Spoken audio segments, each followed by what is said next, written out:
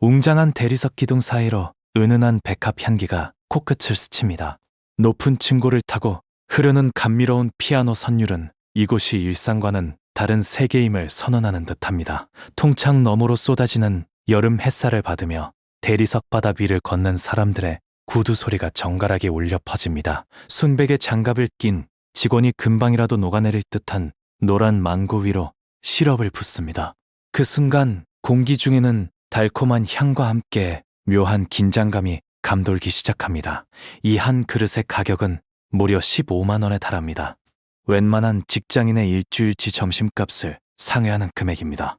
그런데도 입구에는 오픈 전부터 줄을 선 사람들로 인산인해를 이룹니다.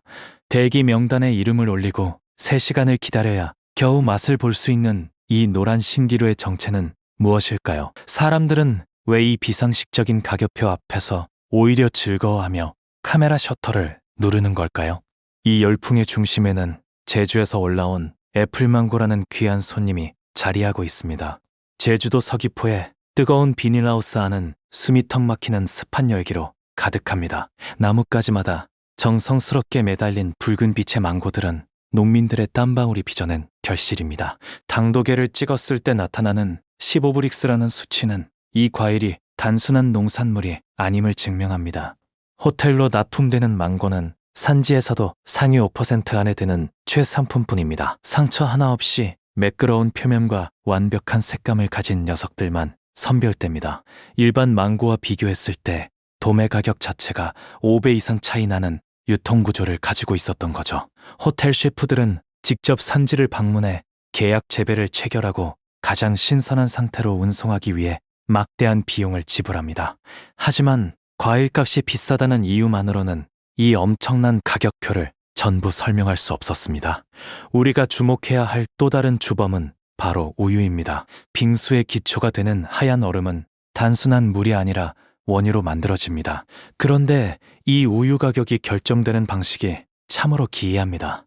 시장의 수요와 공급에 따라 가격이 오르내리는 일반적인 상품과는 전혀 딴판이기 때문입니다.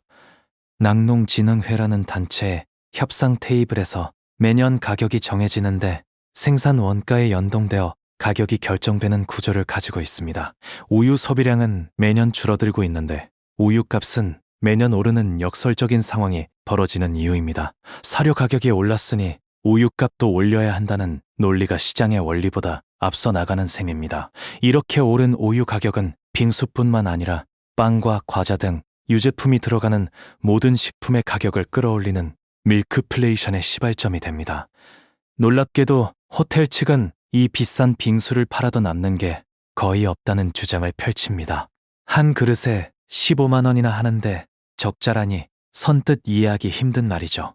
하지만 호텔 내부의 경영보고서를 들여다보면 고개가 끄덕여지는 부분이 있습니다. 빙수 한 그릇에 들어가는 망고, 2알의 원가와 전담 직원의 인건비, 그리고 라운지라는 고가의 공간 유지비를 합치면 원가율이 40%를 훌쩍 넘긴다는 겁니다. 그렇다면 호텔은 왜 이런 믿지는 장사를 계속하는 걸까요? 그것은 바로 멸랜드 이미지라는 보이지 않는 자산을 쌓기 위함입니다. 빙수를 먹으러 온 고객들이 호텔의 분위기를 경험하고 나중에 숙박이나 연회 서비스를 이용하게 만드는 낙수 효과를 노리는 전략인 거죠. 즉 15만 원의 빙수는 호텔로 들어오는 진입 장벽이자 가장 화려한 광고판이었던 셈입니다.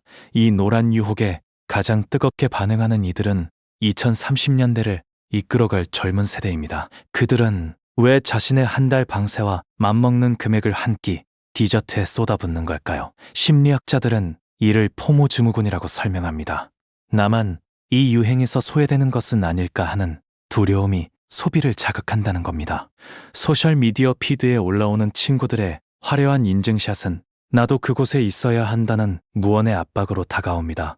비록 현실은 좁은 자취방에서 컵라면을 먹을지언정 1년에 한두 번은 특급 호텔 라운지에 앉아 상류층의 문화를 향유하고 싶어하는 욕구가 분출되는 겁니다.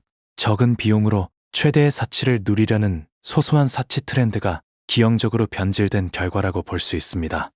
이런 현상은 우리 사회의 소비 시장을 두 갈래로 완전히 찢어놓았습니다. 중간 가격대의 카페들이 사라지고 5,000원짜리 편의점 컵 빙수와 15만 원짜리 호텔 빙수만이 살아남는 양극화가 심화되고 있습니다.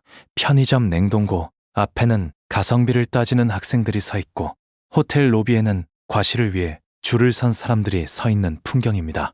중간이 실종된 시장은 우리 사회의 허리인 중산층의 몰락과도 닮아 있습니다.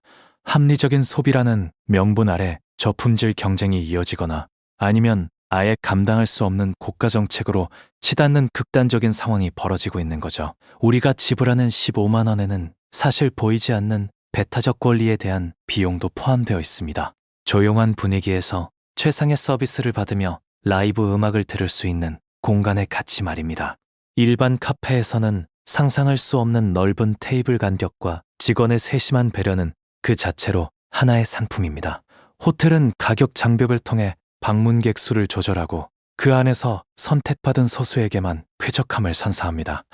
결국 사람들은 망고를 먹는 것이 아니라 그 공간이 주는 특별한 대우를 구매하고 있는 것입니다. 하지만 그 특별함의 유통기한은 그리 길지 않습니다. 화려한 사진 한 장을 남기고 호텔 문을 나서는 순간 차가운 현실이 다시 우리를 기다립니다. 할부 원금이 적힌 카드 명세서와 텅 빈 통장 잔고는 우리가 누린 사치가 얼마나 위태로운 것이었는지 일깨워줍니다. 타인의 시선에 맞추기 위해 무리하게 지출한 비용은 결국 자신의 미래를 깎아먹는 빚이 되어 돌아옵니다. 진정한 풍요는 비싼 물건을 소유하는 것에서 오는 것이 아니라 자신의 내면을 주체적으로 채울 때 비로소 완성됩니다. 남들이 먹으니까 나도 먹어야 한다는 감각에서 벗어나 나에게 정말 가치 있는 것이 무엇인지 고민해봐야 할 시점입니다. 진정한 럭셔리는 타인에게 보여주기 위한 전시가 아니라 자신의 시간을 온전히 다스리고 스스로를 존중하는 마음에서 시작됩니다. 화려한 금박이 뿌려진 망고 빙수보다 사랑하는 사람과 나누는 소박한 대화 한마디가 우리를 더 풍요롭게 만들지도 모릅니다. 오늘 당신이 가장 행복했던 순간은 언제였나요? 혹시 타인의 시선을 의식하느라 당신만의 진짜 행복을 놓치고 있지는 않았나요? 한 그릇의 빙수가 주는 달콤함은 잠시뿐이지만 당신이 세운 주체적인 삶의 가치는 영원히 당신을 빛나게 할 것입니다. 이제는 그 노란 신기루에서 내려와 당신만의 진짜 일상을 마주할 용기가 필요합니다. 여러분의 생각은 어떠신가요? 2026년의 여름, 우리는 과연 무엇을 먹고 무엇을 남기고 있는 것일까요? 질문을 던지며 오늘의 이야기를 마칩니다. 시청해주셔서 감사합니다.